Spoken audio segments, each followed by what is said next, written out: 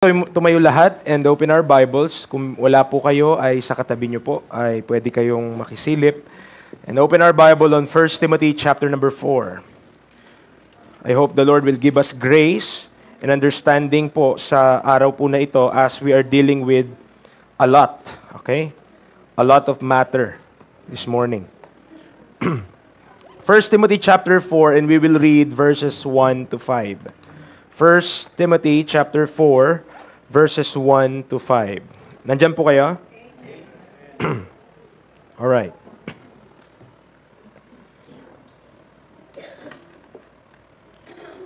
If you're there, basahin po natin ang salitan. Babasahin ko po yung verse 1, kayo po sa verse 2, at magkikita po tayo sa verse number 5. The Bible tells us in 1 Timothy 4, verse 1, Now, the Spirit speaketh expressly, that in the latter times some shall depart from the faith, giving heed to seducing spirits and doctrines of devils.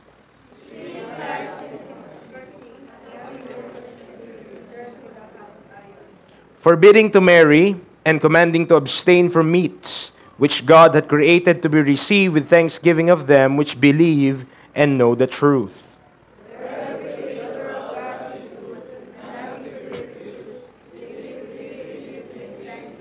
For it is sanctified by the word of God and prayer. Tayo po ay manalangin. Lord, thank you so much for this opportunity. Salamat po sa church na ito. Salamat sa mga tao pong nandirito sa lugar po na ito. Maraming salamat dahil kayo po ay good to each and every one of us.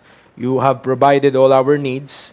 At sa pagkakataon po na ito, kami po ay nandirito sa church. I pray that we are here to listen. And ang expectation po namin ay makarinig po mula sa inyong banal na salita. That we may prove what is that good and acceptable and perfect will of God. Help us, O God, na magbigay tuon po to do away with the distractions.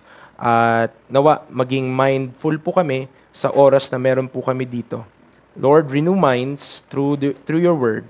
And I know kayo lamang po ang makakapagpabago sa amin through your work in each and every one of us. In Christ's name we pray. Amen. Tayo po ay makakaupo.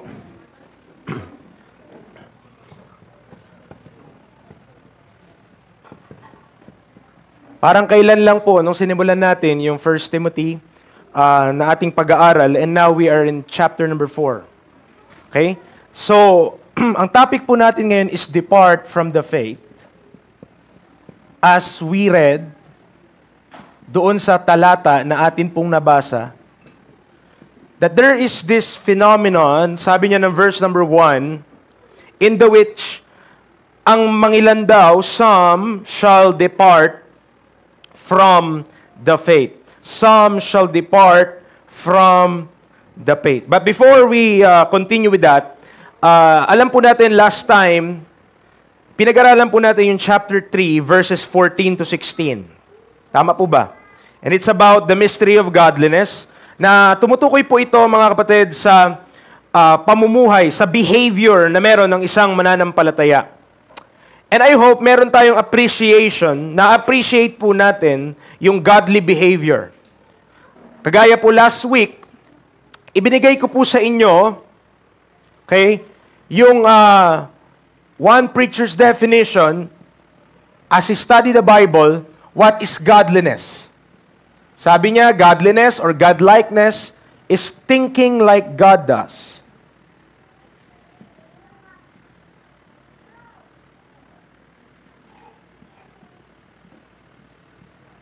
Do what God does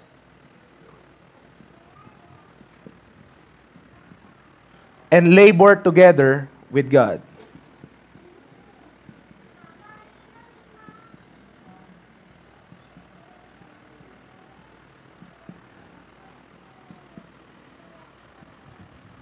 Okay. So, that Bible teacher explained na ang godliness po ay yung ating kaisipan ay nagiging katulad ng kaisipan ng Diyos.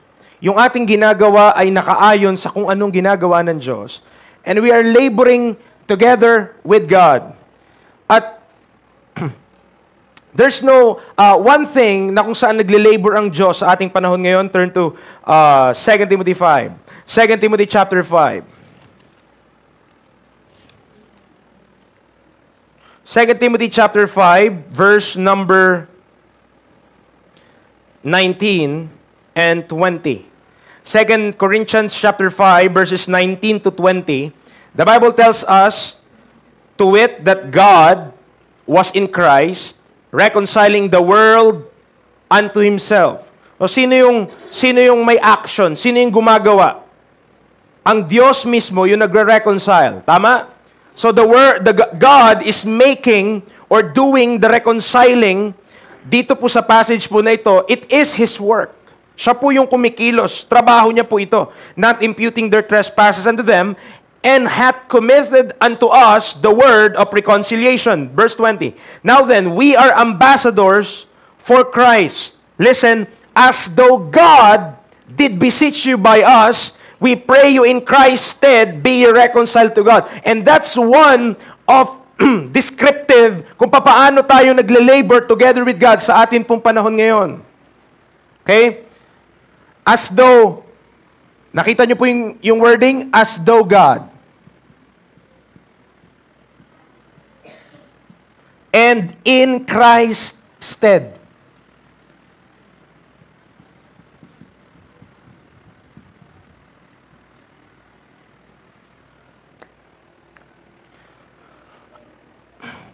Ang ginawa po ni Kristo doon sa krus ng Kalbaryo para po sa atin ay tinapos niya na po. It is already finished. Kaya ang tawag po doon is finished work of Christ. Okay? So that finished work of Christ, that is entirely the work of God through Jesus Christ. Gawa yun ng Diyos, siya yung naghirap, siya yung nagbayad ng ating mga kasalanan, siya po yung nag-bear upon Himself the sin of the whole world. So, therefore, wala tayong participation on the finished work of Christ. Tama po ba? Okay? Yung part mo sa finished work of Christ, yung kasalanan mo. Yung binayaran ni Kristo sa krus, that's our participation to that finished work of our Lord Jesus Christ. But then, dahil ang Diyos ay nagliligtas ng kaluluwa, amen, sa ating panahon, when we believe the gospel of Christ, kapag pinaniwalaan natin yung ginawa ni Kristo para po sa atin, dahil nagliligtas siya ng kaluluwa, meron siyang benepisyo. Kung tawagin ng Biblia, spiritual blessings and graces, na inalaw po ang mga tao na maniniwala kay Kristo na magkaroon. And that is also in respect to this one definition of godliness, laboring together with God. Mga kapatid, kapag tayo pala ay nag-aakay ng kaluluwa, pinipresenta natin ng gospel. Okay? We are acting in behalf of God. Kapag tayo pala ay nagbabahagi ng mabuting balita ni Kristo, pinipresent natin yung ginawa ng ating Panginoong Yesus para ang tao ay mapatawad sa kanyang mga kasalanan. You are doing it as though God did beseech you by us. Imbis na ang Diyos, pakinggan niyo po ha, imbis na yung Diyos mismo ang magsabi, tapos na yung ginawa ng anak ko, kailangan nyo na lang paniwalaan. At imbis na si Kristo ang magsabi na, tinapos ko na yung kasalanan doon sa krus at kailangan nyo na lang gawin ay maniwala, ipinagkatiwala niya yung gawain na yun sa atin. Itinilaga ng Diyos yung gawain na yun sa atin, pero kapag ginagawa natin yon, we are acting in behalf of God. And that is part, mga kapatid, ng mystery of godliness. Kung papaanong tayo na mga Gentiles na malayo sa Diyos before, because of the blood of the Lord Jesus Christ, ay napunta kay Kristo, nabigyan ng mga pagpapala na kung saan hindi natin deserve. Amen. Hindi po tayo karapat-dapat for everything that God hath given to us. Walang sino man sa atin dito magsasabi that I deserve God's salvation or I deserve this spiritual blessing. Wala pong ganun. It's only by the grace of God. It's only by the grace of God. Nakasunod po tayo? So we have underscored last week that godliness o yung pagiging makadiyos is a dispensational issue. We know from our previous studies Alam natin, papag-aralan po natin ito madalas. Ano po? Sa mga nakaraan nating pag-aaral, na iba po ang Israel at iba po ang church.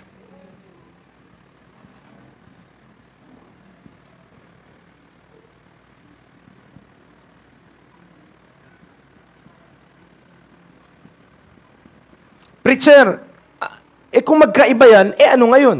Ganun yung minsan tanong, no? Ano ngayon? Kung magkaiba yung Israel sa ka-church, malaki po kasi ang epekto kapag ang pagkaunawa ng tao, magkaparehas lang silang dalawa. Marami pong maapektuhan na bagay. Una-una, maapektuhan yung kaligtasan. Paano ba maligtas? Kung ikaw ay Israelita, baka ang tangkain o isipin, ako'y maliligtas sa pagganap ng batas. Baka ako'y maligtas dahil, yung iba magmamalaki at magmamayabang, ako'y ligtas dahil ako'y nasa lipi ni Abraham. Ano po? Pero tayo po ay, we are maintaining this division kasi tinuruan tayo ng Biblia, sabi sa atin, mag-aral tayo. Study to show thyself approved unto God, at sa dulo nun, rightly dividing the word of truth. Israel is not the church. Church is not Israel. They are two different. Yung church na tinutukoy ko po dito, huwag kayo malilito, is the body of Christ. Okay? Iba po ang church sa Israel. Kapag hindi po natin naintindihan yan, baka hindi natin maintindihan yung pag-aaralan natin na depart from the faith. Okay? So, mga kapatid, magkaiba po ang Israel saka ang church. Magkaiba. Sa panahon po natin ngayon, lahat ng mga sasampalataya sa ginawa ni Kristo, dito mapupunta, hindi dun. Okay? Lahat ng sasampalataya kay Kristo, naniwala ka, nag-believe ka sa ginawa ni Jesus Christ para mapatawad ka sa iyong mga kasalanan, dito ka mapupunta. You are part of this. Preacher, part ba ako nito? Pwede ba ako maging part nito kahit di ako maging part ng Shining Light Baptist Church? Yes. Pero pwede ka ba maging part ng Shining Light Baptist Church at di ka part nito? Yes. Pwede kang nandito sa simbahan ngayon pero wala ka pa sa church because you are not yet in Christ. Kung wala ka pa kay Kristo Jesus, hindi ka pa part nito and you are not saved. Kaya alam niyo po yung doktrina na sa mga simbahan, sasabihin nila, ang kaligtasan ay nasa church lang namin. Kasi mali yung pagkakaintindi nila. Akala nila local church yun. Ang kaligtasan na masasabi mo na ligtas ka kung nasa church ka ay kung nasa church ka na body of Christ. If you're in the body of Christ, you are saved 100%. Hindi mo kailangan po yung, you don't need to doubt because that's the scripture. Yun po yung sinasabi ng salita ng Diyos. Nandiyan pa po tayo? So, this distinction, yung pagkakaiba po nilang dalawa, hindi sila magkaparehas, dapat po ay ma-maintain faithfully. Or else, we will be ungodly. Please note that. Though we might get our walk in the Bible itself.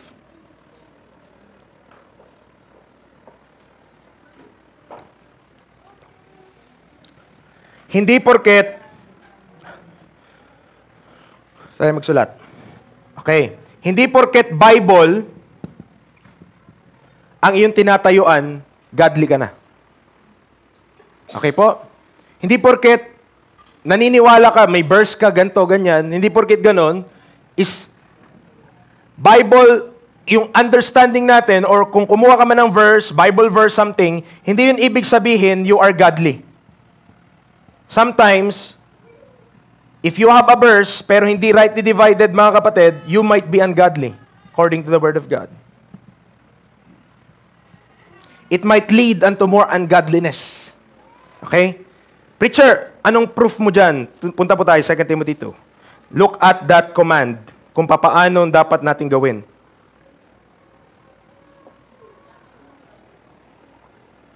Second Timothy 2:15 to 16.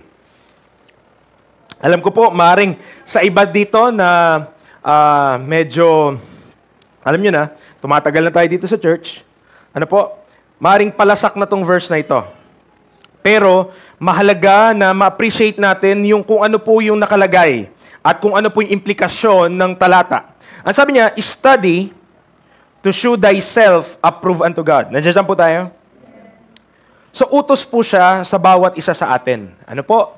It is a command to be obeyed by each and every one of us. A workman that needed not to be ashamed, pero meron siyang binigay na pamamaraan kung paano ka mag-aaral. Okay? Hindi lang basta aral ng salita ng Diyos, hindi lang basta pag-aaral, kundi rightly dividing the word of truth. Rightly dividing the word of truth. That's the method. Yun yung pamamaraan kung paano ka dapat mag-aral. Preacher, paano pag di ko yung sinunod? Verse 16. Pag di mo sinunod yung verse 15, ito yung result. But shun profane and vain babblings, for they will increase unto more ungodliness. Nakita niyo po? Pag di tayo nag-aral ng Word of God rightly divided, maybe, possibly, yung ating words will increase unto more ungodliness. Hindi dahil hindi Bible yung sinasabi mo, kundi hindi rightly divided yung sinasabi mo. Nakakasunod po tayo? Okay? Hindi porket, ito lang yung pinuprove ko po sa inyo from that passage that we have read. Not because it's in the Word of God, it will transform you into a godly person. It could be, possibly, kapag ang ating mga talata na ating inahawakan at ating pinamuhay, mga kapatid, is not according to the word of truth. Hindi nakaayon sa salita ng katotohanan, instead of godliness, kagaya last week na ating pinag-aralan, will increase unto more ungodliness. Hindi ka nagiging katulad ng Diyos, hindi ka nag-iisip katulad ng Diyos, hindi mo ginagawa kung ano yung gusto ng Diyos o ginagawa ng Diyos, at di ka nakakapag-labor together with Him. Paano mo makaklaim yung 1 Corinthians 15:58, but be steadfast, unmovable, always abounding in the work of the Lord, for as much as you know that your labor is not in vain in the Lord. Makiklaim mo yung 1 Corinthians 15:58 if you are rightly dividing the word of truth. Kung nagra-rightly divide tayo, we could confidently say na my labor is not in vain in the Lord. But if we will not rightly divide, mga kapatid, this is an important issue dahil marami pong mga bagay ang matatamaan dito, even salvation itself, that if we do not rightly divide the Scripture and we do not study the Bible as we are intended to, ang resulta pala, mga kapatid, posible ungodly pa rin tayo. Yung ating kaisipan kontra sa gusto ng Diyos na gawin ngayon. Tama po ba? Imagine, napakarami mga simbahan, napakarami mga tao nagtuturo ng Bible. But only, mga kapatid, this is my fear. Kagaya ng fear ni Apostle Paul, but I fear na kung papaanong yung simplicity that is in Christ ay yung maraming mga tao, yung gospel mahid sa kanila. But if our gospel be hid, it is hid to them that are lost. Amen. Paano ba maligtas? Paano ba makamit ang buhay na walang hanggan? Have you asked that question? Kasi the majority of churches today, if you will attend their services, okay, they will preach something, they will teach something, throughout the course of the service, and afterwards, they will ask, sinong gustong tumanggap sa Panginoong Jesus? Who wanted to accept Christ? Tama? That's the typical setup. Malamang sa malamang, papataasin ka ng kamay, malamang sa malamang, papapikitin ka. Okay? And syempre, nakapikit ka na, sasabihin lang, sundan mo yung sinasabi namin. Sundan mo yung panalangin na ito. Ikaw naman, syempre, gusto mong tanggapin si Jesus, susundan mo. Natural lang na yun yung magiging reaction natin. But, have you ever challenged that belief? Have you ever challenged that, yun ba yung sinasabi ng Bible? Is that what the Bible tells us? Is that what the Bible teach? May sinabi ba dun sa Biblia that believe the gospel and accept Jesus Christ like this in the prayer? Wala naman eh. But the Bible is emphasizing always, mga kapatid, na kapag narinig mo yung ginawa ni Kristo para sa'yo, ang tangi mo na lang gagawin doon, i-acknowledge mo lang yun. And when you hear kung ano yung ginawa ni Kristo na namatay siya para sa ating mga kasalanan, yung dugo niya, tumigis doon sa krus ng Kalbaryo, inilibing sa 3 araw na buhay na magmuli, yung ginawa ni Kristo po na yon ay kabayaran na po sa kasalanan natin. Kapag yung mensahe na yun naintindihan mo na namatay si Kristo para sa ating mga kasalanan at binayaran niya na, ano na lang ang gagawin mo doon? Ay Lord, ginawa mo na pala. Salamat po. Dahil tapos na pala yung ginawa mo at di ko na kailangan gawin yon. Conservative estimate, 99% ng churches 99% of churches. Paano maligtas? Gawin mo to. Sundin mo yan, maging faithful ka. Kailangan umattend ka lagi sa services. Maririnig nyo po yun. Okay, kung masabihin man nila na ligtas kayo, pwedeng mawala yung kaligtasan nyo. Kung di kayo magiging matapat. A lot of churches doesn't understand kung anong ginawa ni Kristo para sa iyo at para sa akin. Nadyan pa po tayo? Imagine, gaano karaming mga tao ang mapapahamak.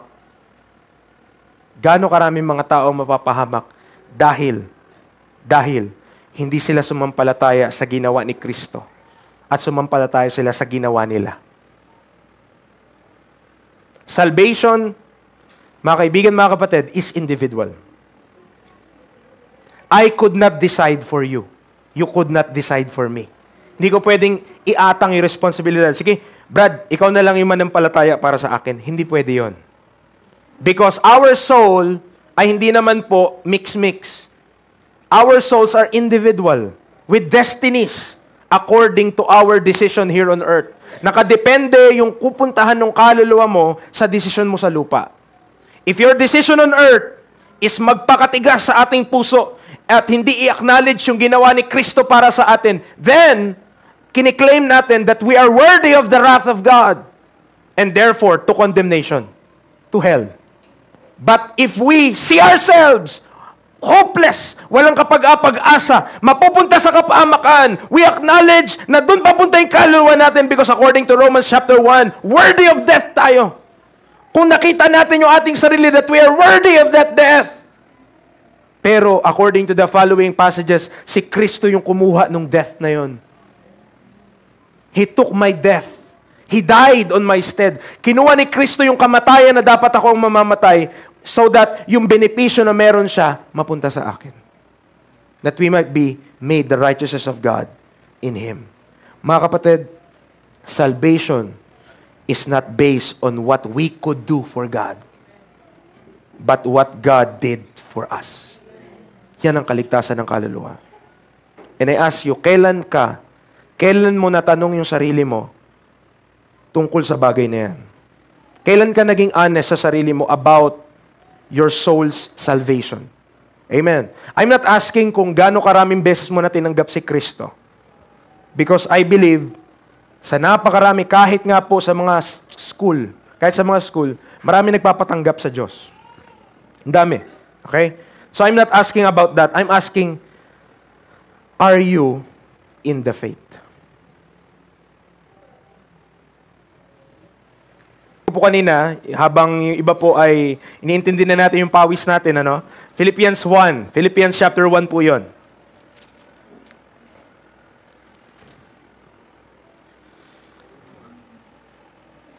Bagay, sa langit, wala na pong interruption ng power, Because Jesus Christ is the light. Okay?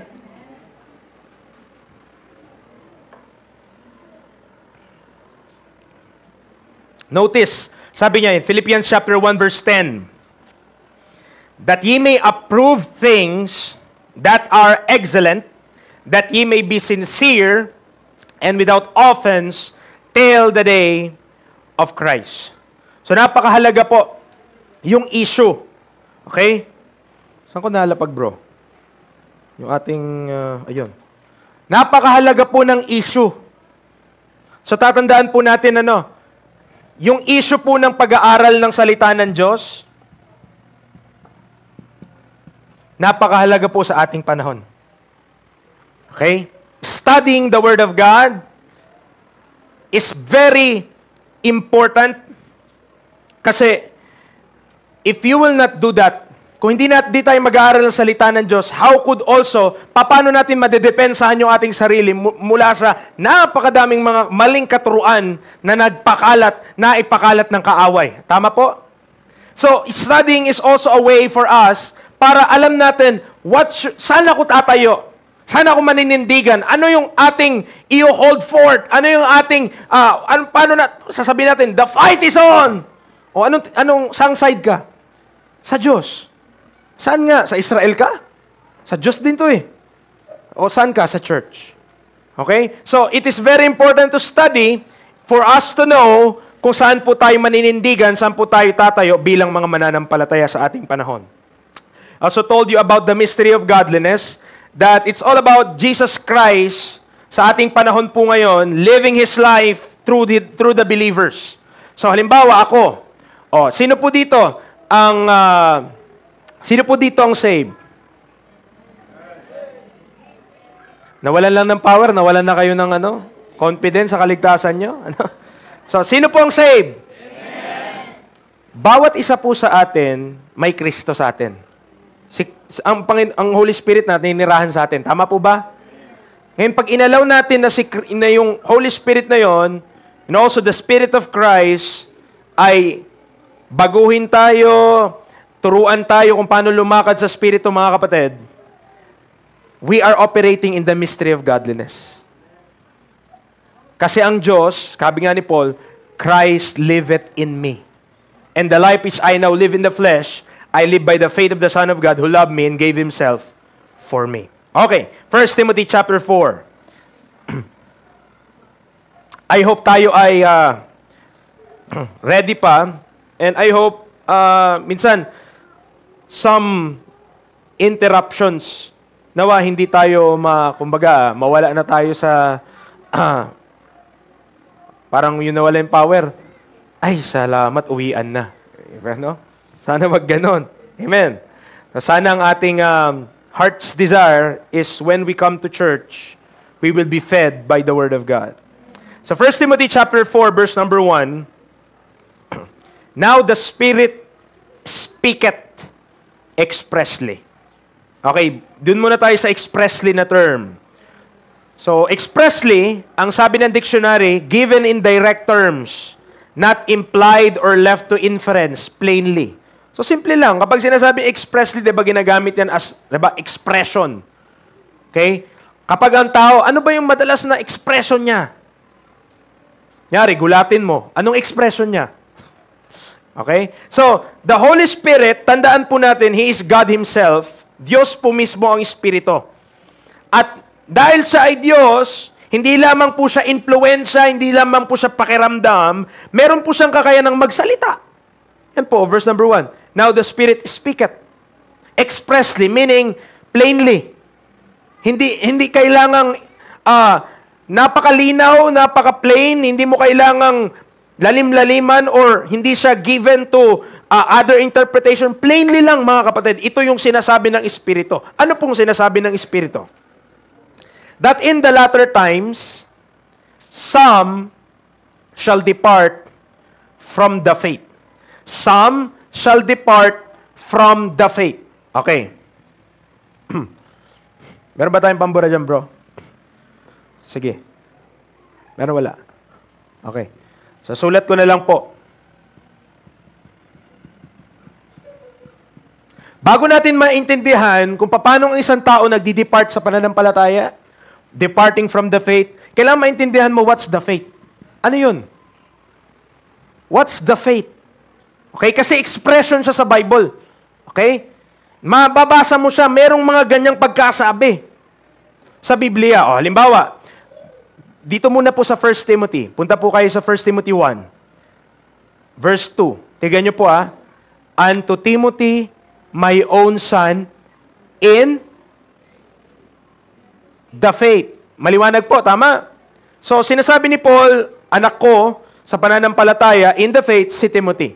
Isa pa, chapter 3, yung mga napag-aralan na po natin last time, verse 9, chapter 3, 1 Timothy 3, verse number 9. Sabi ng Bible, holding the mystery of,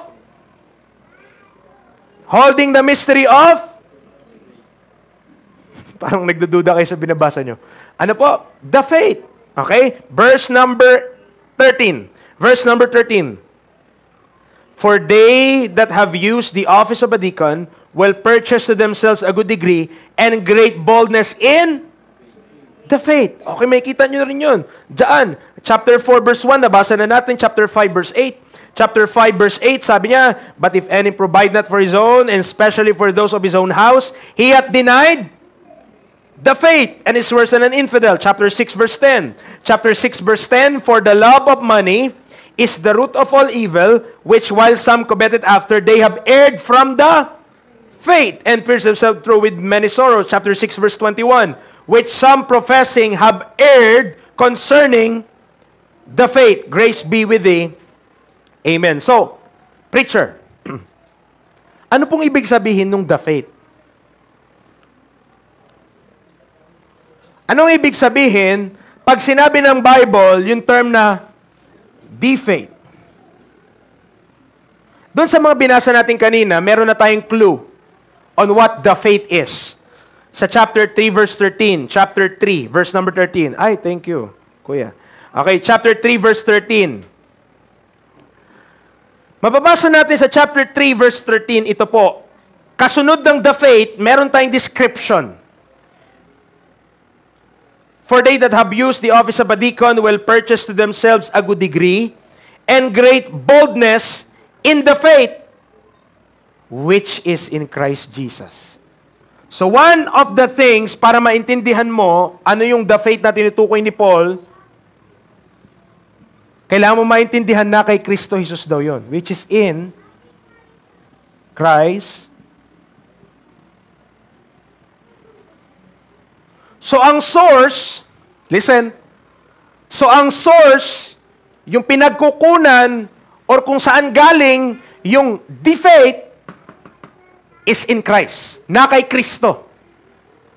Na kay Kristo Jesus yung pananampalataya na yon. Okay? That faith na sinasabi ni Paul sa chapter 4 verse 1 na in the latter times merong some shall depart from the faith. Saan sila magdi-depart? The faith which is in Christ Jesus. Magdi-depart sila doon sa pananampalataya na kay Kristo Jesus. Okay? So, what is that faith? Punta muna tayo sa Galatians chapter 3. Galatians chapter 3.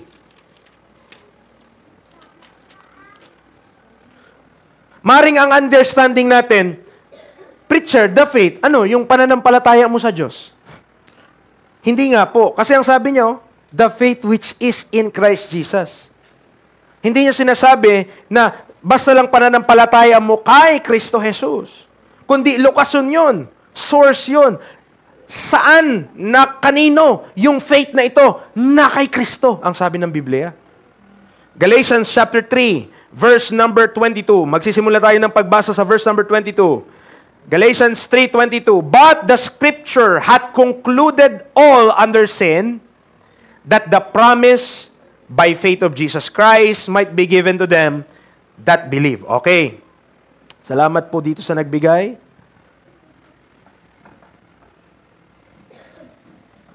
Pinag-aaralan natin yung the faith. Okay? Kasi hindi mo maintindihan yung depart from the faith, kung hindi mo maintindihan, ano yung tinutukoy niyang faith? Paano ka makapag-depart dun sa isang bagay na hindi mo naman naintindihan? O hindi mo naman alam?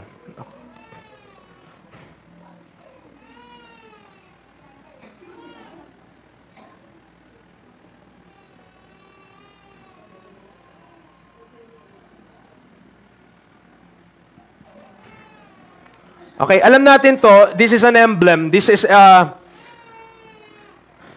illustration of the finished work of Christ. Okay? So ito po ay death, burial, okay? Ito po ay death, burial, and resurrection of Jesus Christ.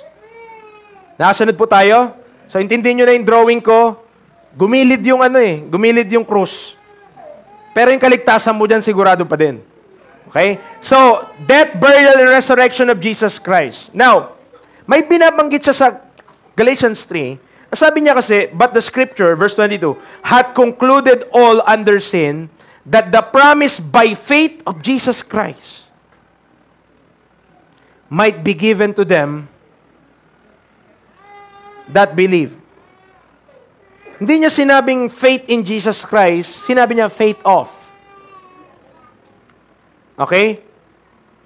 One thing about the Bible and one thing about God, ang Diyos po natin, sure yun. Sure siya. Or, ang ibig ko sabihin, ang Diyos po natin, kapag may sinabi siya, eksakto yun. Eksakto. Kung ang ginamit ng Diyos sa talata is off, at hindi in, may ano siya doon, may dahilan siya. And faith of Jesus Christ,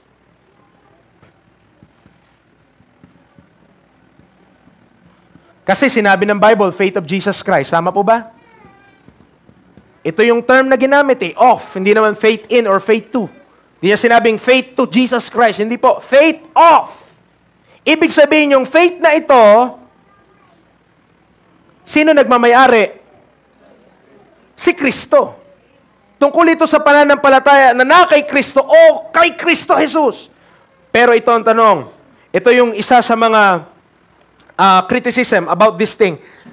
Hindi ba't ang tao ang may pananampalataya sa Diyos? At hindi ang... Kasi si Kristo siya ay Diyos. So paano siya nagkaroon ng pananampalataya? Okay? So mga kapatid, pag sa Romans po, may mababasa rin tayong expression na faith of God. Ibig sabihin ba yun, ang Diyos na nanampalataya din? Kasi may terms din sa Bible na faith of God. Shall we make the faith of God of none effect? Parang ganyan. So, ang ibig sabihin ng faith of Jesus Christ, mga kapatid, is not about Jesus Christ, yung pananampalataya niya, na malakas yung faith niya, ganyan kagaya kung paano yung faith natin. Hindi po ganun. Faith of Jesus Christ relates to yung pagiging tapat ni Kristo, His faithfulness, His fidelity, His loyalty, mga kapatid, para ma-produce yung death, burial, and resurrection. Para mamatay para sa ating mga kasalanan. Ibig sabihin, ito yung nag-produce nung ginawa niya.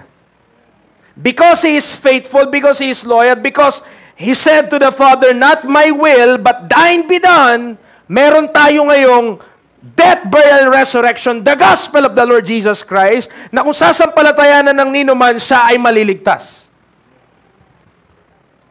Nakita nyo, bakit ito po proof na hindi ito yung pananampalataya natin. Kasi sinabi niya sa susunod dito pa yung believe Nakita nyo? Sabi niya, verse 22, but the scripture had concluded all under sin that the promise by faith of Jesus Christ might be given to them that believe. Magkaiba. Iba yung believe na sinasabi niya at iba yung faith of Jesus Christ. So that faith of Jesus Christ, yung promise nito mga kapatid, ay kaligtasan na mabibigay niya sa mga maniniwala. Hiwalay, magkaiba. Iba yung paniniwala doon sa dahilan kung bakit meron tayong sasampalatayaan ng promise. Verse 23. But notice, but before faith came. Oh, bakit ganon? Bago daw dumating yung pananampalataya. We were kept under the law, shut up unto the faith which should afterwards be revealed. Wherefore the law was our schoolmaster to bring us unto Christ, that we might be justified by faith. Anong faith yung tinutukoy niya? Anong faith yung dumating? Mga kapatid, ito yung tinutukoy niya doon, faith of Jesus Christ. Yan yung dumating. Yan yung inihintay. Yan yung ipinangako. Now, verse 25. But after that faith is come, we are no longer under a schoolmaster. Okay?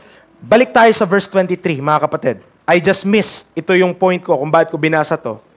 But before faith came, we were kept under the law. So bago dumating yung faith, which is sa talata na to, faith of Jesus Christ, bago yung dumating, saan daw nakailalim ang tao? Kept under the law. So, under the law. Panahon ni Moses hanggang sa cross, mga kapatid, under the law. So, before faith came, pero, nung dumating na, ito yun shut up unto the faith which should afterwards be revealed. Nakita niyo ulit yung expression na to? The faith which should afterwards be revealed. Mga kapatid, tayo ay nabubuhay na sa panahon na na-reveal na yung the faith. Tayo ay nabubuhay na sa panahon na yung tinatawag ng Bible na the faith is already in place.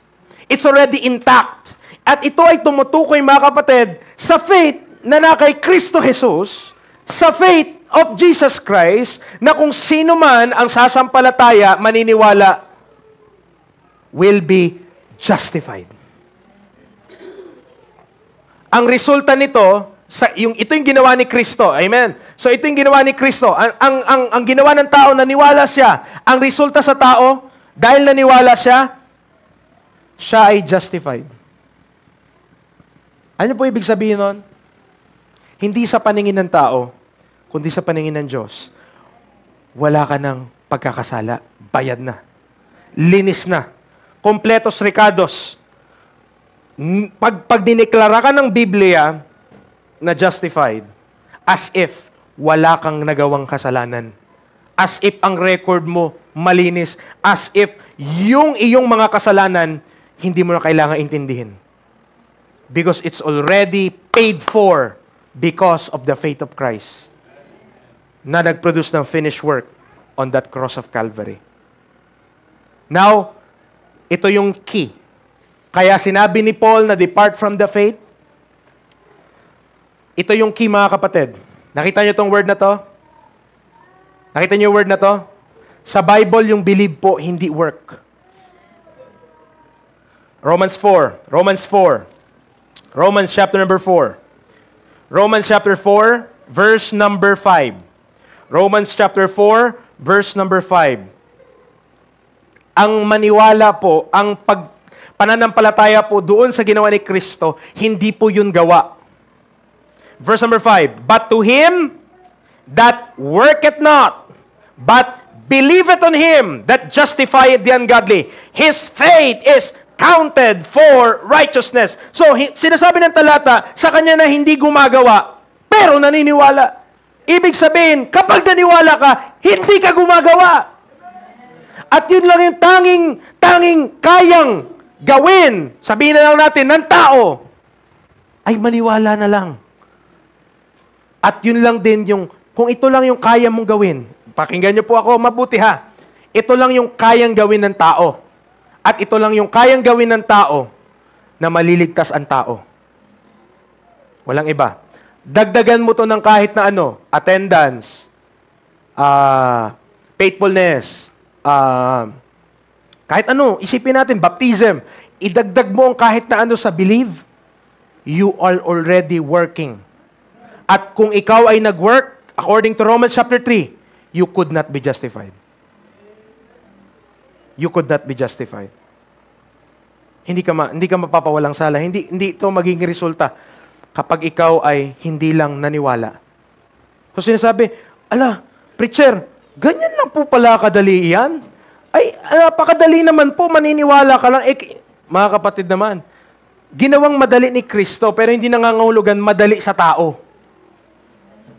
Kasi, ikaw na lang, pruweba ka na hindi madali Madali yung pinapagawa ng Diyos, the very act na paniwalaan mo lang, yun lang naman.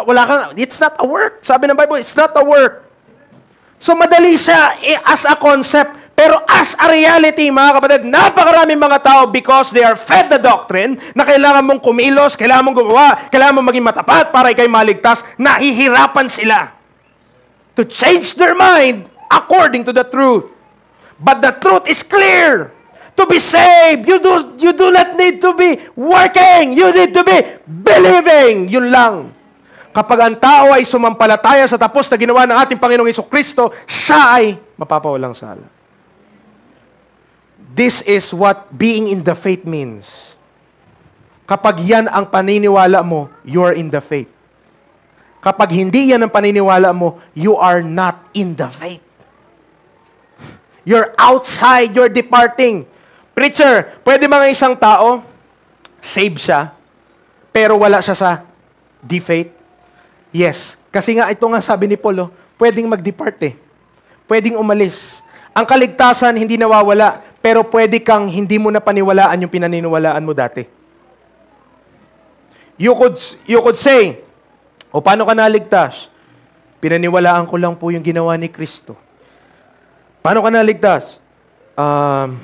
Naniwala po ako sa death, burial, and resurrection of Jesus Christ. Paano ka naligtas? Pinatawad po sa pamagitan ng dugo ni Kristo. Tama yung mga sagot. Pero dahil ang kaaway constantly po ang kaaway he is at work. Pwedeng dumating sa point na pwede mong i-renounce yung pananampalataya mo na yun. Hindi mo napapaniwalaan or hindi mo na i-share.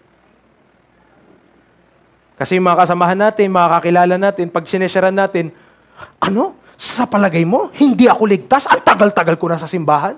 So kahit yun yung belief mo, ikaw hindi ka na lang magsasalita kasi, oo nga, baka tama din sila. Baka ganun talaga. Tama sila, tama kami. Pare-pares kami may tama. Mga kapatid, tandaan natin, Jesus Christ told us, I am the way, the truth, and the life. Walang iba. Truth is not relative in this sense. Absolute po siya. So ang kaligtasan, hindi pa pwede, kung ikaw, hindi ito yung sinasampalatayanan mo, I will tell you plainly and with love. Kung hindi ang ginawa ni Kristo ang sinasampalatayanan mo ngayon, I will tell you with love, you are not saved. This is the only way to be saved according to the Bible sa panahon natin ngayon. Romans chapter 3, if you believe, you will be justified. If you will work, dadagdagan mo yung believing ng work, you could not be justified. Dahil the only way na ipagkaloob sa'yo ng Diyos yung righteousness niya ay yung wala kang ginawa. At sumampalataya ka lang sa ginawa ni Kristo Jesus. Amen. So I'll tell you with love, kung hindi yun ang iyong pananampalataya, I'll tell you respectfully, with all of my heart, I'm not here to shame anyone. Mas mainam na ikaw sa sarili mo ang makaalam kaysa one day, mumulat ang iyong mata, impyerno pala ang iyong kaluluwa. It's better that now you have a realization, teka, saan ba ako sumampalataya? Ano ba ang ginawa ko para ako'y maligtas? Kung dinagdagan ko ng aking pagkilos, kung dinagdagan ko ng aking gawa, maybe, sabi ng Bible maliwanag, hindi ako saved. 2 Corinthians 13. 2 Corinthians chapter 13.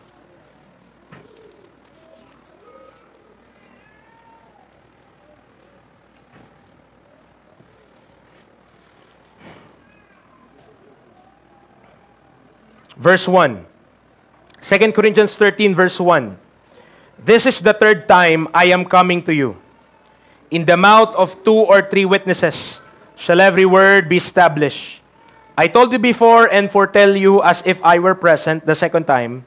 And being absent, now I write to them which heretofore have sinned, and to all other that if I come again, I will not spare. Since ye seek a proof of Christ speaking in me, which to you word is not weak, but is mighty in you. Listen, for though he was crucified through weakness, yet he liveth by the power of God. Amen? Si Kristo, namatay siya. Pinako siya, ang hinang-hina siya nun. Pero, nabuhay siya. Sabi dito ni Paul, nabuhay siya by the power of God. For we also are weak in Him. Nakita niyo po? That's being in the faith. Kung ano yung ginawa ni Kristo, yun ay nangyari din sa atin. Sa Romans chapter 6, it is a doctrine. Si Kristo ay namatay. Tama po ba? Naniniwala tayo doon? Kung ikaw ay saved, ang sabi ng Bible, you already is, ikaw ay crucified with Christ na rin, and you are dead with Christ. Buried siya, buried with Him. Rose again the third day siya, alive unto Him. Kung ano yung nangyari kay Kristo, na-identify tayo doon. Kaya nga may verse na, I am crucified with Christ, nevertheless I live, yet not I, but Christ liveth in me. What happened to Christ became also our identity. Kaya sinabi ni Paul sa verse number 4, for we also are weak in Him. Kung si Kristo ay weak nung siya'y pinako, also we are weak in Him, but we shall live with Him by the power of God toward you. Kaya tinanong niya yung mga taga-Korinto. Yes, yung mga taga-Korinto, ligtas sila. May Kristo sila. Na kay Kristo sila, saved! They are saved! Pero bakit itatanong pa rin ni Paul sa verse number 5 ito? Examine yourselves whether you be in the faith. Ba't niya itatanong yun? Because being in the faith, yes, may component pong mga kapatid yung pagiging ligtas. Pero pwedeng ang mga ligtas mawala sa pananampalataya. They could be departing from the faith itself. Mananampalataya yung kausap niya, mga taga-Korinto po ang kausap ni Apostle Paul. Ang tanong niya sa kanila, examine nyo ang inyong mga sarili. Suriin ninyo, whether ye be in the faith, prove your own selves. Know ye not your own selves. Tignan nyo kung paano niya dinidescribe, how that Jesus Christ is in you, except ye be reprobates. O, tatanungin ko po ulit kayo, sino po dito ang saved? Amen. Ito ang mas mahirap na tanong. Gagayahin ko yung tinanong ni Paul. Saved kayo, di ba? Pangalawang tanong, si Kristo ba nabubuhay sa inyo? Oh, yun ang mas mahirap na sagutin. Tama? Nangyayari ba yung Galatians 2:20? That Christ liveth in me. Yes, Christ is in you. Ang tanong, is Christ living in you? Kasi pwedeng i-quench tama? Pwedeng i-grieve yung Holy Spirit. So, it is very possible na ang isang taong ligtas, humiwalay siya doon sa the faith na tinatawag ng Biblia. To depart from that faith is being removed away from the doctrine na tinuro para sa ating mga mananampalataya sa atin pong panahon ngayon. Maliwanag po yun? Kaya tinatanong ni Paul sa verse number 6, I trust that ye shall know that we are not reprobates. Now I pray to God that you do no evil. Not that we should appear approved, but that ye should do that which is honest, though we be as reprobates, for we can do nothing against the truth, but for the truth. So, simply put, the faith or the faith of Jesus Christ relates to the doctrine. Tumutukoy po ito pong faith na ito, para maintindihan natin, doktrina po siya.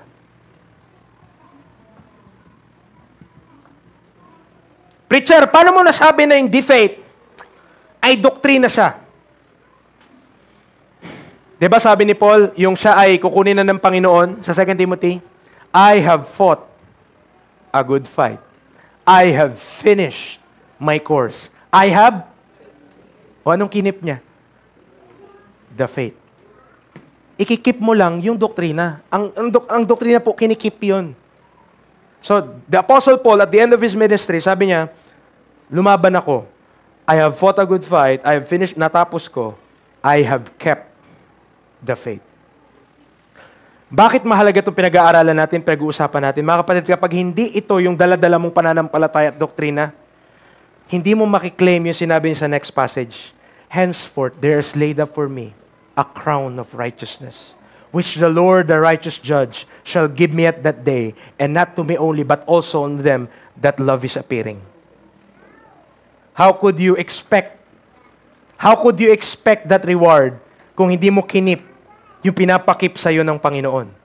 And that is the faith which you should keep as a doctrine. Nakakasunod po tayo? Alright, so, it is a doctrine concerning our Lord's faithful performance as our substitute redeemer. Ito po yung pinapaliwanag ko sa inyo kanina. His faithful performance in our place, yung ginawa niya para sa atin, doing that which which is needed done for us. Yung ginagawa niya para dapat gawin niya tungkol sa kasalanan para mabayaran ng ating mga kasalanan. Paul, having said that he kept the faith, shows that for the duration of his ministry, nagsimula siya hanggang dulo, he both stood, tumayo siya, kasi pag naintindihan mo na to, tumayo siya hanggang dulo para maligtas ang isang tao, maniniwala lang. At para mamuhay ang isang Kristiyano, paniwalaan mo yung doktrina na to. You are dead with Christ, crucified with Christ, dead with Christ, buried with Him, and alive unto God. Yun yung dapat paniwalaan natin as we continue in this life. Practically speaking, mga kapatid, going to practical muna. Preacher, ano ba ibig sabihin ng I am crucified with Christ? Ano ibig sabihin na I am dead with Christ? Ano po yung namatay kay Kristo nung nasa krus siya? Yung espiritu, kaluluwa o katawan? Katawan lang po. Ang namatay dun sa krus. Tama? At anong tawag ng Bible doon? Flesh. So if you are crucified with Christ and you are dead with Christ, anong dapat patay na sa atin? Flesh. Amen. Nadyawa po tayo. Ayun pa naman ang hirap, Ayun ang mahirap mamatay sa atin yung sarili natin. Our flesh. Because most of the time, we tend na mag-boast na minsan magmalaki sa mga nagagawa natin. Pero, kagaya nga po na sinabi ni Apostle Paul, I am what I am by the grace of God. Tandaan po natin yan, mga kapatid. Wala po tayong pwedeng ipagmayabang dito sa lupa. Kung ano man po ang good na meron sa atin, all must redound to the glory of God, not to us. Pag naintindihan mo tong doktrina na to, sabi mo lang, Lord, thank you po. Hindi po ako, hindi yung kaya kong gawin, kundi yung ginagawa mo sa akin. Christ liveth in me. Therefore, having this knowledge, departing from the faith means not keeping, maintaining, or standing for the truth of the faith of Jesus Christ, both for justification and sanctification. Truth as foundation for godliness. Tandaan natin, konektado po yung godliness sa truth. Paano ka mag-iisip kagaya ng Diyos, gagawin kung anong ginagawa ng Diyos, at magle-labor kasama ang Diyos kung hindi mo alam kung paano. Truth is inseparable with godliness. When men departs from the faith, they could not confidently say that there is laid up for me a crown of righteousness. Kagaya ni Paul who lived godly in Christ Jesus. Now in 1 Timothy 4, naintindihan nyo na what's the faith. I hope at least may understanding tayo, hindi man fully, but I hope meron tayong appreciation, at least may gist. Yung the faith pala tumutukoy doon sa pananampalataya na kay Kristo Jesus. And that produced the finished work of Christ. 1 Timothy 4, verse 1. So, ang sinabi ng Spirit, the Spirit speaketh expressly that in the latter times, some shall depart from the faith. So, narinig nyo na po, naipaliwanag ko po sa inyo, by the grace of God, what's the faith? As a fact, as a statement, sinasabi ng Bible, na yung Espiritu mismo nagsasalita, darating ang panahon, latter times or later times, darating na ang iba ay aalis mula sa pananampalataya. Mga kapatid, ito po. Hindi po madaling tumayo sa doktrina na to. Let me tell you that. That's why it's very real. It's very real yung laban na meron tayo ngayon sa darkness, sa kampo ng kadiliman, kila Satan himself and the principalities and powers. Dahil they don't want this message preached. Bakit? May mga nasisave dyan . Kung ano yung pagkilos ng Diyos, sasalangsangin ni Satan yun. Kokontrahin niya yun. Kung ano yung pagkilos ng Diyos, halimbawa, gusto ng Diyos, maayos ang pamilya mo, anong gusto ng kaaway? Di wa sa akin. Ganun kasimple . Yung isip niya, ganun kasimple, mga kapatid. Kung ano yung ginagawa ng Diyos, kontrahin niya lang yun. And if God desires that men be saved by the gospel because of the finished work of Jesus Christ, mga kapatid, anong gagawin ng kaaway? He will confuse, pervert that message para hindi ma-preach. Standing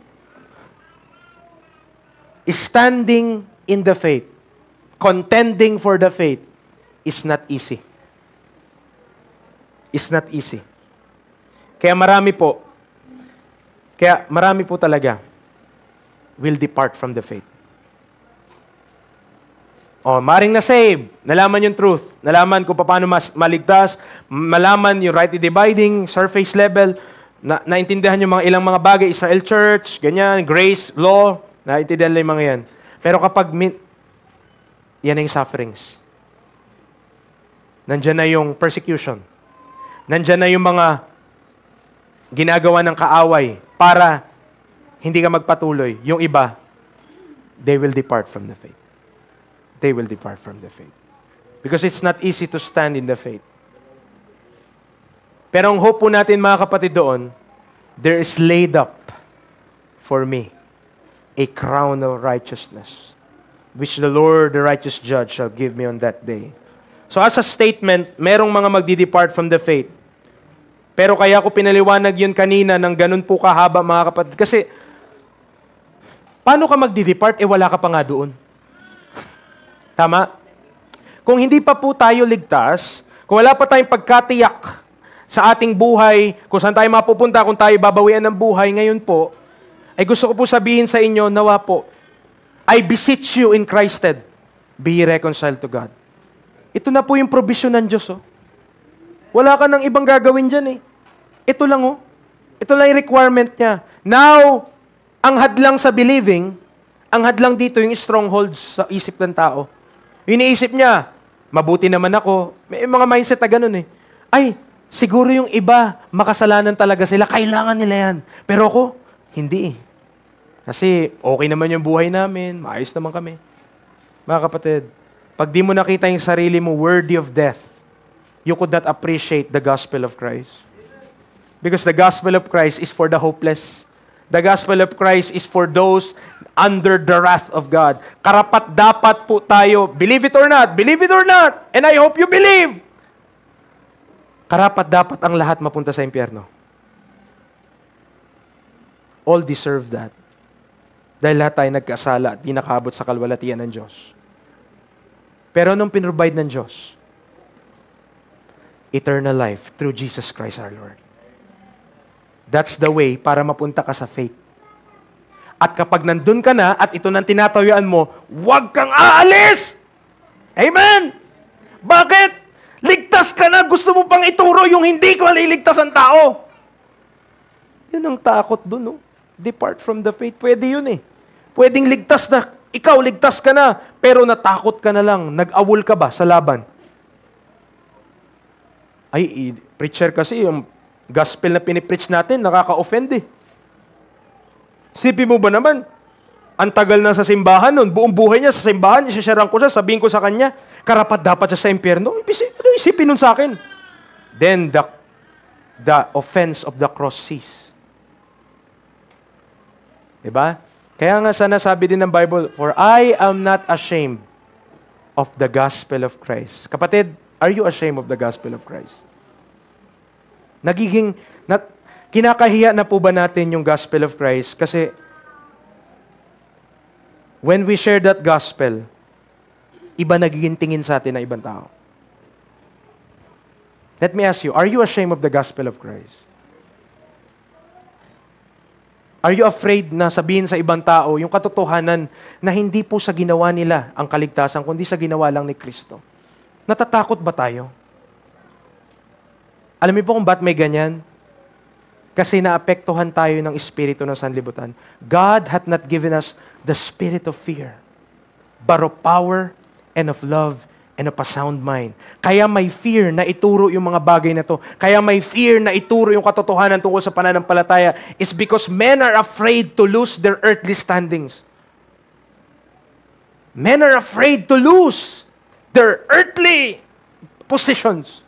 Pero kung i-remove natin ating sarili, i-reckon natin mga kapatid, namatay na akong kasama ni Kristo, napako na akong kasama ni Kristo, namatay na akong kasama ni Kristo, nilibing akong kasama ni Kristo, at nabuhay ako unto God. Bakit mo ikakahiya? That's the very message that saves you.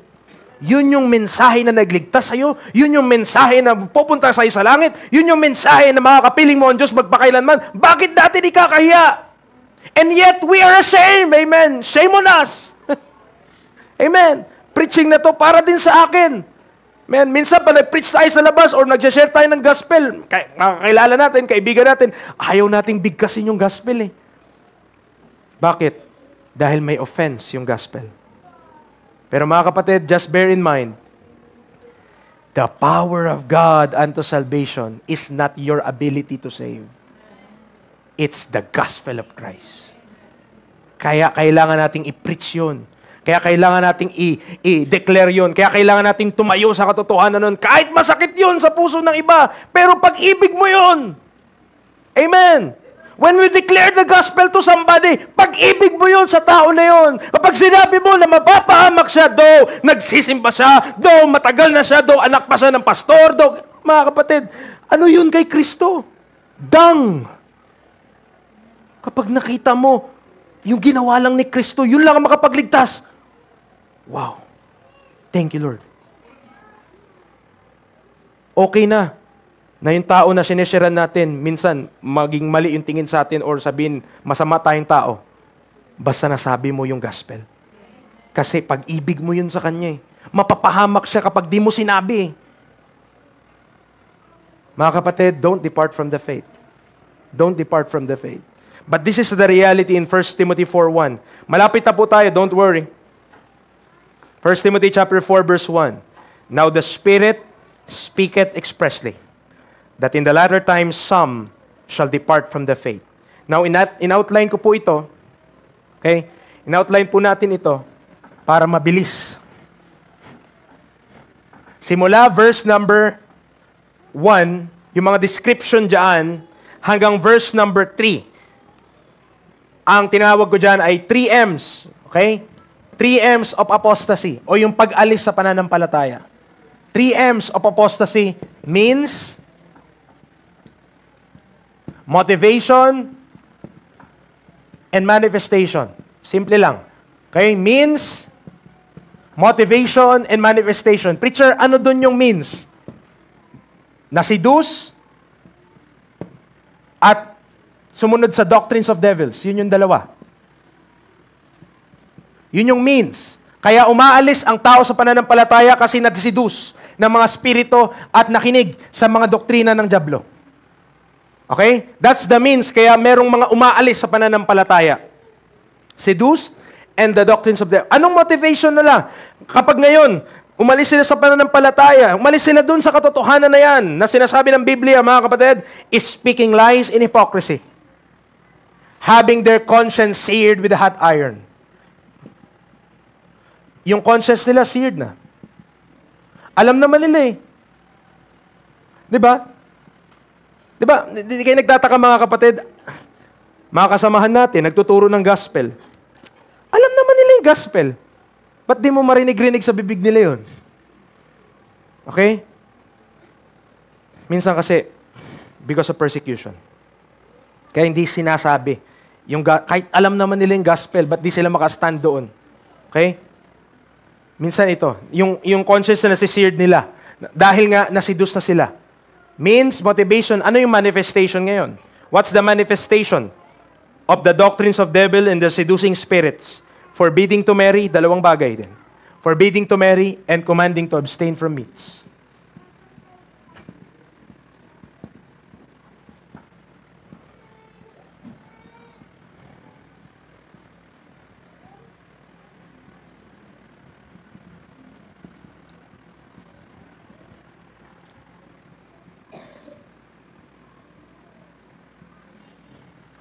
Oh, ito po mga kapatid. Kapag tayo dito sa church, nagturo na ng ganito, abay, sabihin nyo, preacher, nagdi-depart na tayo sa faith. Bakit? Pag nagtuturo na tayo na wag na mag-asawa, at nagtuturo na tayo na wag kumain ng mga certain na pagkain. Ganon. Ano yun, preacher? Ba't ganon? Ganon kasimple. Sabi ng Bible, Spirit speaketh expressly. Ibig sabihin, plainly. Kaya pag tayo nagturo na dito na wag na mag-asawa. Okay? Hindi yan dapat. O, forbidding to marry nga eh. Forbidding to marry. Aba, sabi, doktrina ng dyablo yun.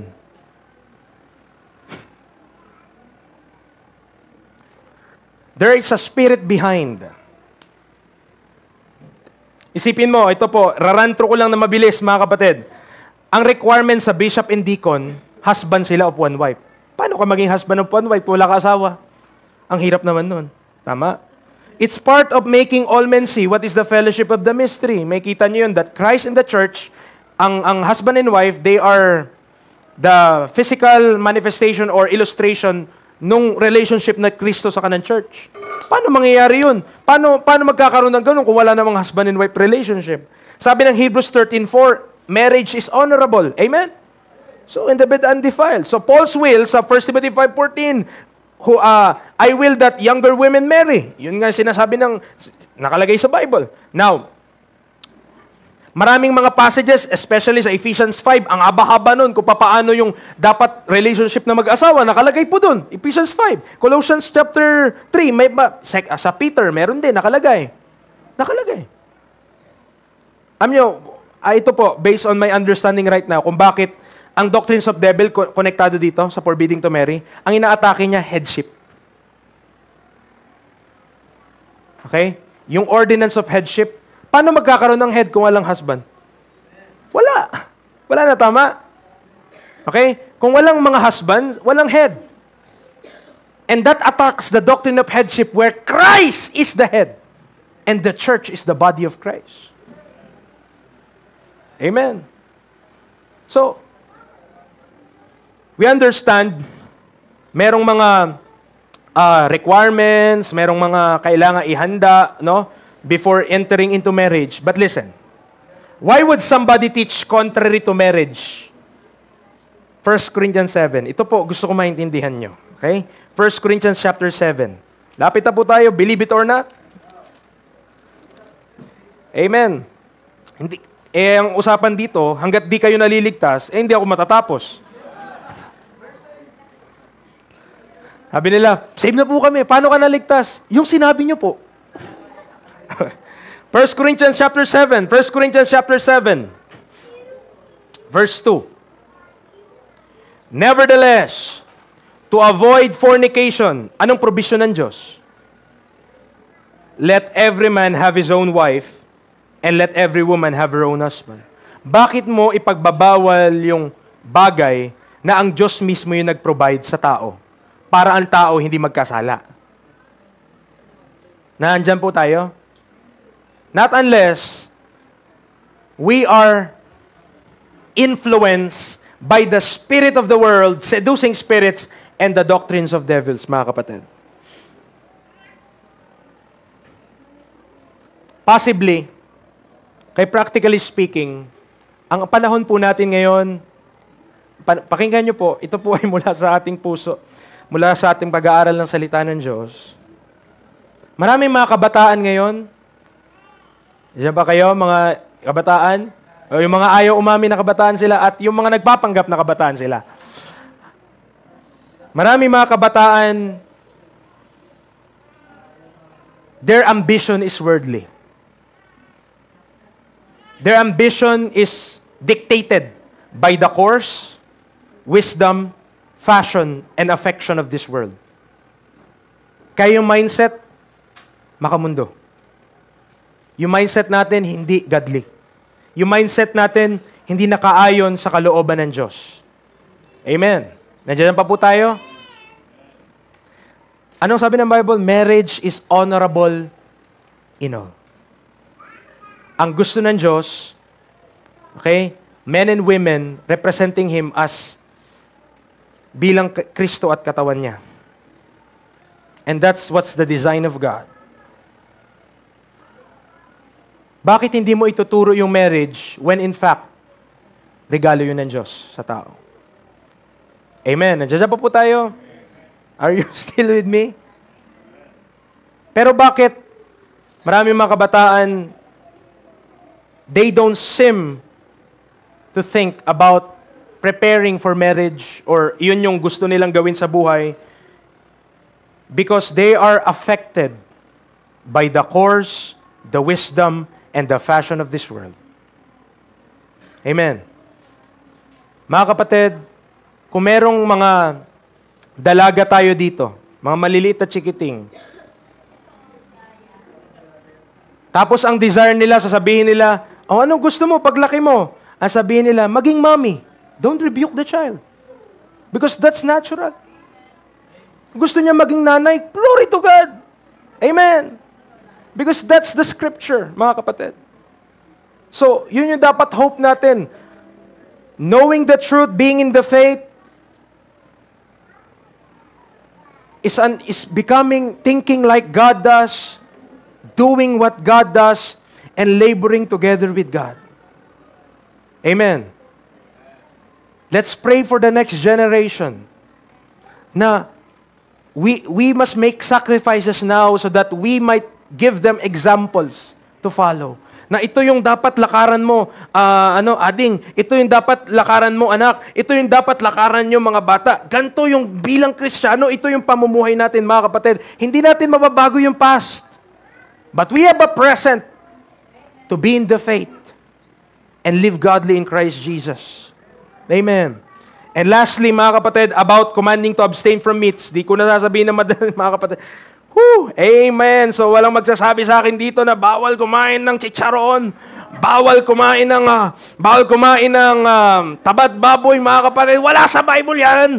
Ang sabi ng Bible, kainin mo, mag-Thanksgiving ka lang. Okay. So nasa sa akin kung gusto kong paikliin yung buhay ko. Pero ang sabi ng Biblia, hindi dapat katuruan. Kasi may mga churches po talaga nagtuturo, kapag hindi gulay ang kinakain mo, hindi ka spiritual. Merong ganon. Kaya nga sabi ng Bible, doctrine of devil siya. Amen. Seducing spirits yun.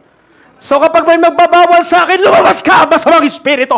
Doon ka, kakain kami. Amen. Praise the Lord. Amen. So, hindi po. Commanding to abstain from meats, malaking issue po siya sa ibang simbahan. Okay? That nililink nila yung pagkain mo doon sa spirituality mo. Na kung hindi kung kumakain ka doon ng baboy, ganyan-ganyan, ikaw ay hindi spiritual. Mga kapatid, walang ganun sa Biblia. Amen. Ang nakalagay sa Biblia, pasalamatan mo yung kinakain mo. Pasalamatan mo, Lord, I will meet you soon. Okay? Kapag di ka rin nag-ingat. Okay? Pero wala sa pagbabawal po, sa pag-aano, walang ganun sa Biblia. Sa ating panahon ngayon. Kainin mo at your own risk. Okay? But it's not a matter of spirituality. Pero kung may ma-offend ka sa kainin mo, ay mag-ingat ka. Let not your good be evil spoken of. Kasi may mga weak in the faith. Amen. So, dyan po tayo. So, I hope mga kapatid, na hindi po tayo mag-depart sa faith. Kagaya na na-declare dito sa 1 Timothy 4. Let's pray. Our gracious Heavenly Father, thank you so much for this day. Salamat po sa kabutihan nyo, sa salita nyo na naipahay ngayong umaga.